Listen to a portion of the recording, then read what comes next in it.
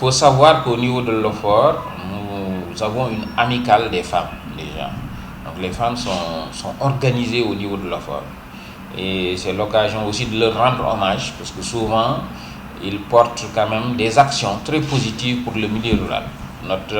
Par exemple, au mois d'avril, ils vont distribuer un lot de branchements sociaux au niveau de Thiès et de Diourbel. Ça, souvent, c'est des types d'actions qu'ils mènent au profit d'autres associations féminines. Ça, c'est important. C'est vraiment l'occasion de les rendre hommage.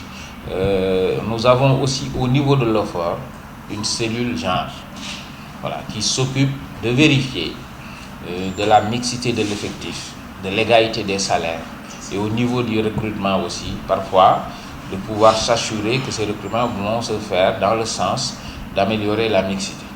En tout cas, même si au départ au Sénégal on avait quand même très peu de femmes dans les domaines, on va dire, scientifiques, mais la situation est en train de changer. Donc tout naturellement, nous sommes en train d'avoir plus de femmes dans nos effectifs et à tous les niveaux.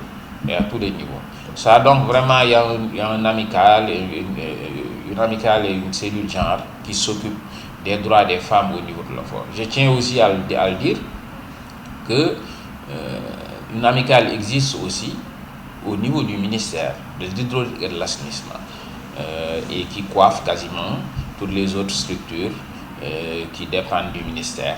Donc les femmes du ministère de l'hydraulique et de l'assainissement sont relativement bien organisées et défendent bien leurs droits. Voilà, merci beaucoup. En tout cas, c'est une occasion de rendre hommage vraiment à nos mères, nos sœurs, nos épouses et nos filles, qui sans elles, peut-être, nous n'arriverons pas à réaliser tout ce que nous faisons tous les jours.